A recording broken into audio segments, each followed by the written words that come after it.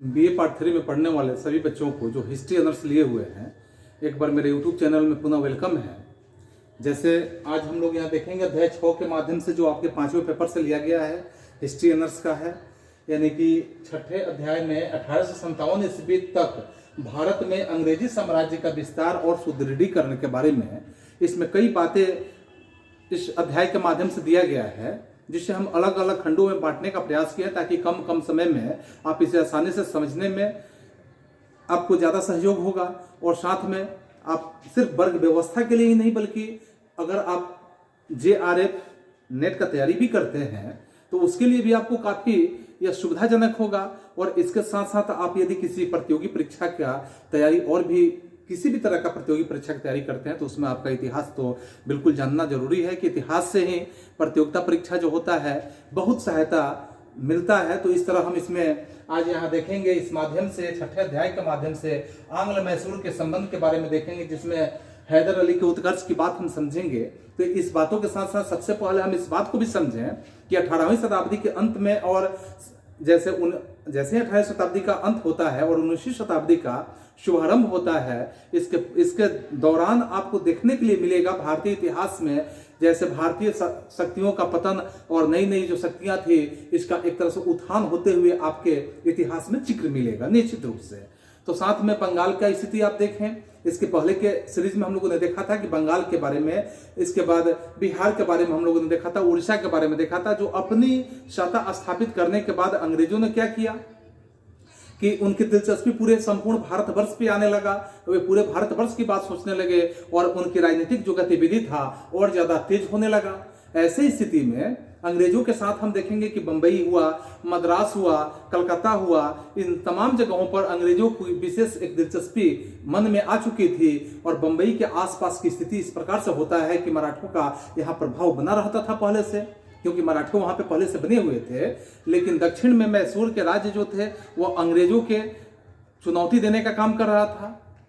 दक्षिण की स्थिति में मैसूर का राज्य अंग्रेजों को बार बार वह एक तरह का चैलेंज कर रहा था और इस तरह का चैलेंज अंग्रेजों को बिल्कुल पसंद नहीं था, जिसमें हैदराबाद की स्थिति को आप समझें कि हैदराबाद के निजाम पर विश्वास नहीं किया जा सकता था अंग्रेजों के माध्यम से। और इस तरह से अंग्रेजों को दक्षिण के हिस्सों में देखा जाए कि मराठों और इसके साथ मैसूर के शासक और हैदराबाद के जो निजाम थे, ऐसे निजामों के बीच में ऐसे गतिविधियों पर अंग्रेजों के माध्यम से नजर रखने का काम किया जाने लगा। ताकि इसका परिणाम यह होगा कि अंग्रेज जो थे, अंग्रेज का प्रभाव सुरक्षित यहाँ रह सके। फ्रांसीसियों के साथ इस भारतीय शक्तियों की मित्रता जो थी वह अंग्रेजों तथा उसके साम्राज्य के लिए एक घातक प्रभाव के साथ हो सकता था या घातक साबित हो सकता था। तो कंपनी के इतिहास में अगर देखा जाए कि वारेन हेस्टिंग्स का शासनकाल जो था बिल्कुल संकटकालीन शासनकाल वारेन हेस्टिंग्स का रहता है। और मराठे होते हैं इसमें हैदर अली जो होते हैं और टीपू सुल्तान द्वारा कई तरह के खतरे इसके बीच में पैदा कर दिए गए थे। इनके खिलाफ में कई वर्षों तक संघर्ष चलते रहा और इस तरह से केवल अगर कहा जाए कि उनके साथ संधियां ही इनके माध्यम से किया गया, लेकिन उनकी महत्वाकांक्षाएं जो थी वह नई दिशाओं के साथ साथ नई दिशाएं जो थी नई दिशाओं में प्रवाहित होने की वह प्रतीक्षा भी धीरे धीरे करते जा रहे थे। क्योंकि अगर मराठों की बात अगर हम करते हैं तो मराठों के साथ देखेंगे कि टीपू सुल्तान जो थे और मराठे थे, दोनों में आपस में अगर संयुक्त मोर्चा कायम नहीं कर सकते थे और ऐसे संयुक्त मोर्चा इनके बीच में कायम भी नहीं था। लेकिन उन्होंने अनुभव किया कि अंग्रेज जो थे वह भारतवर्ष को घेरने की यथाशक्ति अपने प्रयास को बहुत ही बेहद तरीके से अपनाने का काम कर रहे हैं।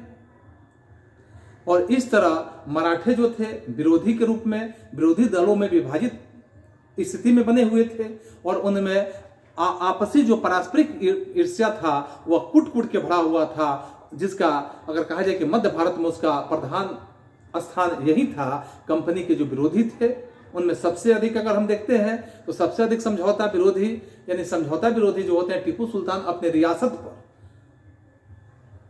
बिल्कुल अडिग है और अपने रियासत का विस्तार करने तथा कंपनी की शक्ति को तोड़ने की योजना हर पल बनाने का प्रयास भी कर रहे हैं। यह अंग्रेजों के लिए सहन की बात नहीं थी और इसी में उसी योजना में हमेशा टीपू सुल्तान व्यस्त भी रहते थे, क्योंकि वह फ्रांसीसियों की सहायता से अंग्रेजों के प्रभाव को बिल्कुल समाप्त कर देने की सोच में बने हुए थे और हैदराबाद के निजाम जो थे ढुलमुल नीति को अपनाए हुए थे। इस तरह से कभी इस शक्ति कभी उस शक्ति के साथ संधि करने की स्थिति में संधि करने की नौबत इनके बीच में आती थी। हैदराबाद का निजाम जो थे वो ढुलमुल नीति अपनाने का प्रयास कर रहे थे, और यही ढुलमुल नीति जो था कि कभी किस पाले में जाएंगे इसका कोई निश्चित नहीं होता था। कर्नाटक में भी अशांति फैली हुई थी। हैदराबाद के बाद अब देखें तो कर्नाटक में भी काफी अशांति फैली थी। कंपनी के साथ कर्नाटक के नवाब थे, इनके साथ में अगर कहा जाए इनके संबंध पेचीदगी से बिल्कुल भरा हुआ था। नवाब सफउदौला जो थे उनके अधीन अवध कुशासन एवं भ्रष्टाचार का एक दृश्य नमूना आपके बीच में प्रस्तुत होगा। जैसे शाह आलम दिल्ली के प्राचीन गौरव के अवशेष पर अपने आप में सिंहासनारूढ़ होकर अभी भी यहाँ राज्य करने की स्थिति में थे, राज्य कर रहे थे। और साथ में चूंकि यद्यपि सत्ता की सारी जो वास्तविक शक्ति था वह समाप्त ही हो चुका था, उसके नाम की छाया अभी भी आसपास के जिलों पर इतनी जरूर फैली हुई थी जिसमें कहा जा सकता है कि एक नए राज्य के अधीन वे नहीं आ सकते थे। राजपूत सरदारों की बात करें, उधर राजपूत सरदार पुरानी सूरता के साथ, स्वदेश प्रेम के साथ और चरित्र बल लुप्त उनका हो चुका था, क्योंकि मुगल वंश में इन लोगों का यह स्थिति या दशा हो चुका था। उनके देश पर विदेशी आक्रमण होता था। सिंध अगर सैद्धांतिक रूप से देखा जाता है तो 1757 ईस्वी से अफगानिस्तान के यह अधीन बना हुआ था, सिंध की दशा। इसके साथ पंजाब पर भी या पंजाब पर से भी अफगानों का प्रभुत्व घटने की स्थिति में आने लगा था। उनके हटने से जो स्थान खाली हुआ उसकी पूर्ति सिखों के पुनर्जागरण के साथ अगर कहा जाए कि इसके संगठन के कारण ही हुई। नेपाल में गोरखों के माध्यम से, यानी जिसे गुरखा कहा जाता है, गुरखों ने अपने को स्थापित कर लिया था और उनकी शक्ति धीरे धीरे वहां बढ़ना शुरू हो गया था। इस तरह से बर्मा में भी आप देखेंगे 1750 ईस्वी में जो अलोम्परा का राजवंश वहां स्थापित हो चुका था। और इस तरह से आपको मिलेगा कि कई दिशाओं में अपनी शक्ति का वे प्रसार कर रहे थे। और 1784 ईस्वी की स्थिति में समझेंगे कि 1784 ईस्वी के लगभग यहाँ उसने अराकान जो था उसको जीत लिया और वह अब असम को भी धमकी देने की स्थिति में आ गया। असम को भी बार बार धमकी दे रहा था। और इस तरह भारतवर्ष की यही राजनीति जो थी, राजनीति की परंपरा, राजनीतिक अवस्था बनी हुई थी। जब वारेन हेस्टिंग्स यहाँ से चला गया तब क्या होता है कि इतना तो बिल्कुल स्पष्ट हो गया कि भारतवर्ष में अंग्रेजी शक्ति को अपने पुराने विरोधी, जिसमें मराठों और टीपू सुल्तान का विरोध का सामना करना था। और इस तरह से पंजाब पे देखें, नेपाल में देखें और बर्मा में उठते हुए राज्यों की कार्रवाइयों से अंग्रेजों को बिल्कुल बचना था। अंग्रेज वहां बचने की स्थिति में थे, चाह रहे थे बचने के लिए। कंपनी की नीतियों का उद्देश्य ऐसे बना हुआ था कि भारतीय राज्यों को ब्रिटिश साम्राज्य में खासकर ऐसे उसके अधीन लाने का प्रयास था जिसने इंग्लैंड के राजनीतिक और आर्थिक हितों की वृद्धि हो सके। क्योंकि जब तक ये अंग्रेजों का अधीन नहीं आएंगे तब तक इंग्लैंड का राजनीतिक स्थिति चाहे आर्थिक स्थिति की बात करें तो किसी का वृद्धि होने वाला नहीं था। कंपनी ने धीरे धीरे इस नीति की तटस्थता के साथ हस्तक्षेप की नीति को अपना लिया, सहायक संधि प्रणाली को अपना लिया, साम्राज्य विस्तार की नीति को अपना लिया, युद्ध तथा बिना युद्ध के ही राज्य अपहरण की नीति को अपना लिया। फिर ऐसे नीति के द्वारा भारत में ब्रिटिश साम्राज्य की स्थापना अंग्रेजों के माध्यम से की गई, जिसमें कंपनी जो थी, कंपनी की नीतियों का मुख्य उद्देश्य यही बना हुआ था कि ब्रिटिश जो साम्राज्य था उसका विस्तार तेजी से करना था और आर्थिक शोषण तथा ब्रिटिश जो शोषण था यानी ब्रिटिश साम्राज्य था, ऐसे ब्रिटिश साम्राज्य की सुरक्षा के लिए यह कोई नया तरीका नहीं था। ये ऐसे यह अपनाने का अंग्रेजों का तो ये पुराना तरीका बना हुआ था, जो पीछे के सीरीज में भी हम लोगों ने इसका कई बार जिक्र किया हुआ है। वारेन हेस्टिंग्स से लेकर डलहौजी की बात अगर करें तो वारेन हेस्टिंग्स से लेकर डलहौजी के समय तक की स्थिति में आप निश्चित रूप से देखें सैनिक शक्ति की कूटनीति के माध्यम से, जिसमें हम कह सकते हैं ऐसे वार एंड डिप्लोमेसी का जो या एक दौर बना हुआ था इन लोगों के उस दौरान, तो इसमें वार एंड डिप्लोमेसी के माध्यम से भी ऐसे सहारा लेकर अपने प्रतिद्वंदी जो भी थे अंग्रेजों के प्रतिद्वंदियों को वह परास्त करने का काम किया और भारत में ब्रिटिश साम्राज्य का विस्तार और भी सुदृढ़ करने का अंग्रेजों ने प्रयास किया और सुदृढ़ भी किया। तो इस तरह से आंग्ल मैसूर के अगर संबंधों की बात करते हैं कि आंग्ल मैसूर संबंध में अगर हम देखते हैं कि आंग्ल और मैसूर यानी अंग्रेजों और मैसूर के बीच में किस प्रकार का संबंध होता है, जिसमें हम दूसरे बात यहाँ हैदर अली की उत्कर्ष की बात करेंगे। तो सबसे पहले मैसूर का अगर हम बात करें तो ये नवोदित राज्य जैसे ब्रिटिश साम्राज्य था, ब्रिटिश साम्राज्य से दक्षिण के विस्तार में सबसे बड़ा अगर राज्य के रूप में कहा जाए तो सबसे बड़ा एक रोड़ा बना हुआ था अंग्रेजों के लिए, ब्रिटिश हुकूमत के लिए। इस तरह से बंगाल में भी ब्रिटिश शासन के माध्यम से ब्रिटिश सत्ता जो थी इसकी स्थापना के बाद मैसूर राज्य पर खासकर विजय प्राप्त करना कंपनी के अधिकारियों का एक मुख्य उद्देश्य बन चुका था। कंपनी के अधिकारी यही चाहते थे कि मैसूर राज्य पे कंपनी का अधिकार हो जाए। 4 युद्धों के पश्चात, जो 4 युद्धों का अलग अलग हम सीरीज के माध्यम से जिक्र करेंगे, तो 4 युद्धों के पश्चात अंग्रेज जो थे मैसूर राज्य पर अपना आधिपत्य स्थापित करने में सफल भी हुए।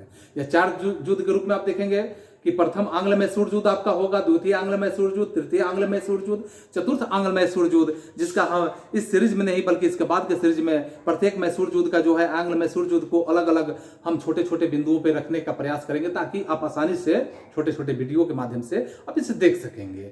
उसने इस तरह से उसने थोड़े ही, यानी अंग्रेज जो थे, थोड़े ही दिनों में मैसूर को एक संगठित और शक्तिशाली राज्य जैसे ही अंग्रेजों के सामने दिखने लगा था, तो इसके फलस्वरूप अंग्रेज साम्राज्य जो प्रगति था इस तरह से दक्षिण में यह धीमी पड़ गई थी। अंग्रेजों के प्रगति का क्रम ही धीमा पड़ गया था।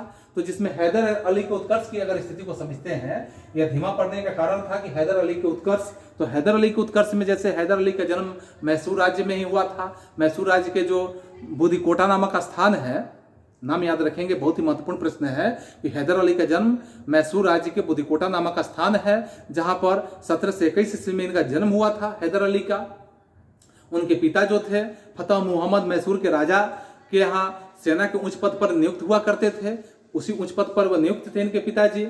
हैदर अली में अगर देखा जाए तो हैदर अली में खासकर यहाँ विरोचित गुण पहले से ही भरा हुआ था। हैदर अली काफी ही गुणों से गुणवान थे, विरोचित गुणों से भरे हुए थे। उनके अंदर जैसे अगर गुण के रूप में हम कहें कि सैनिक का गुण था, सैनिक प्रतिभा उनके अंदर कूट कूट कर भरी हुई थी, कूटनीतिज्ञता भी उनके अंदर भरी हुई थी, और एक राजा के लिए कूटनीतिज्ञ होना जरूरी होता है। यह सारे गुण जो थे हैदर अली के अंदर भरा हुआ था। उसे शीघ्र ही अपने जो उसकी प्रतिभा था, उसके अंदर हैदर अली के अंदर जो प्रतिभा था, इसका प्रदर्शन करने का मौका हैदर अली को मिल गया। जैसे ही हैदर अली को अपने प्रतिभा का प्रदर्शन करने का मौका मिलता है, तो उस समय हैदर अली ने अपने सैनिक जीवन के रूप में ही शुरुआत किया। सैनिक जीवन के माध्यम से उसने अपने आप को ढालने का काम किया। उस समय मैसूर का राजा जो थे वह कृष्णराज हुआ करते थे, और लेकिन वह कहा जाए तो एक नाम मात्र के राजा थे कृष्णराज, तो वह नाम मात्र के राजा ही थे। वास्तविक शक्ति जो था वह नंदराज के हाथों में बनी हुई थी। नंदराज जो चाहते थे राज्य में वही होता था। तो वास्तविक शक्ति यहाँ कृष्णराज के होने के बावजूद भी नंदराज के हाथों में थी। हैदर अली की योग्यता की बात अगर किया जाए, उनके अगर हम प्रतिभा से की बात करें तो इससे प्रभावित होकर यहाँ क्या किया कि नंदराज ने उन्हें सेना में नियुक्त कर लिया। जैसे ही उस सेना में नियुक्त हुए, शीघ्र ही अपनी प्रतिभा के बल पर ही हैदर अली डिंडीगल का फौजदार बन गए। और जैसे वे डिंडीगल के फौजदार बनते हैं, तो उसने फ्रांसीसियों की सहायता से अपनी सेना को यूरोपीय ढंग से पुनर्गठित करने का काम करना शुरू कर दिए। कुछ ही दिनों में, अर्थात हम कहेंगे थोड़े ही दिनों में, हैदर अली अपने सैनिक शक्ति के माध्यम से सैनिक शक्ति को बढ़ाने में काफी सफल हुए। और इस तरह से 1760 ईस्वी में उसने मैसूर राज्य को अपने हाथ में संग्रहित कर लिया, मैसूर राज्य को अपने हाथों में दबोच लिया। 1761 ईस्वी में उसने मैसूर राज्य के संपूर्ण शक्ति को हथिया लेने में सफलता हासिल की तथा राज्य के वे एक समय आया कि सर्वे सर्वा बन गए। अपने सभी विद्रोहियों को उसने कुचलने का सफल प्रयास किए। और इस तरह से हैदराबाद जो था और कर्नाटक के उत्तराधिकार के युद्ध जो थे, जिसमें पानीपत की लड़ाई में मराठों के माध्यम से मराठों की पराजय और दक्षिण में अंग्रेजों तथा फिर हम देखें फ्रांसीसियों की कट्टर शत्रुता जो थी, उसने हैदर अली के अपने शक्ति का राज्य विस्तार करने में काफी सहयोग किया। और इस तरह से धीरे धीरे उसने बेदनूर में और कनारा पर भी अधिकार कर लिया।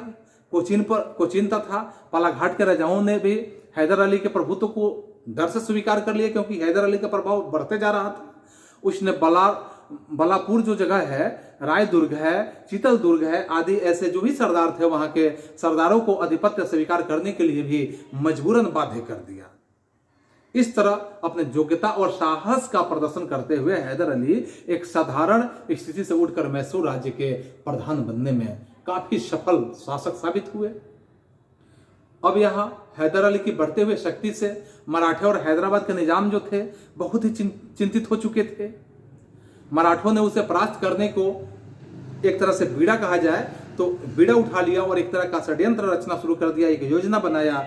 और 1764 में पेशवा माधव राय ने मैसूर पर भी आक्रमण कर दिया और हैदर को परास्त भी किया। आक्रमण करने के साथ साथ हैदर यहाँ परास्त भी हुए, क्योंकि उस समय हैदर की जो शक्ति थी उतनी प्रभावशाली नहीं थी। विवश होकर 1765 ईस्वी में फिर से हैदर ने क्या किया, इस परास्त को उसने स्वीकार नहीं किया। इसका वह बदले की भावना में मराठों को 28 लाख रुपये, जैसे ही वो हारा तो हारने के बाद 28 लाख रुपये मराठों को देने के लिए उसने स्वीकार कर लिया। एक संधि हुआ, इस संधि के माध्यम से उसने स्वीकार किया और 1766 के बाद हैदर के विरुद्ध में मराठे जो थे, निजाम थे, अंग्रेज का एक त्रिगुट बन गया। और इस अवसर पर हैदर अली ने क्या किया कि हैदर अली जो थे अपने कूटनीति के माध्यम से, यानी कि कूटनीति के माध्यम से काम लेना शुरू कर दिया। और 1769 ईस्वी में मराठों ने फिर से क्या किया कि मैसूर पर आक्रमण कर दिया।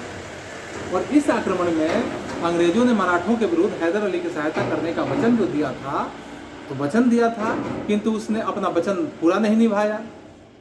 इससे नाराज होकर हैदर अली ने धन और धरती देकर मराठों से संधि कर ली।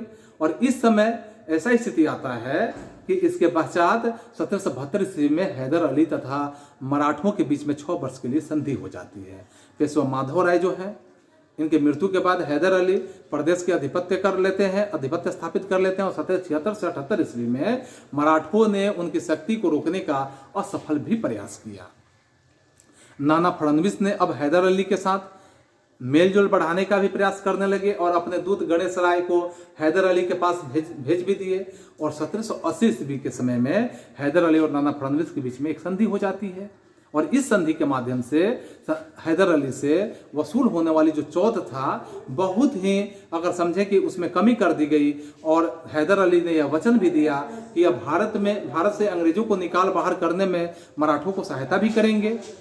अंग्रेजों को जब इस संधि की सूचना मिली तो अंग्रेजों ने हैदर के पास कई बार दूत भेजने के काम किए और दूत के माध्यम से, लेकिन हैदर उसके चंगुल से बाहर ही अपने आप को रहे, उसके चंगुल में फंसने का काम नहीं किए। तो इस तरह से हमने देखा हैदर अली के उत्कर्ष के बारे में। अब हम आगे अगले सीरीज में देखते हैं कुछ और बातों को। तब तक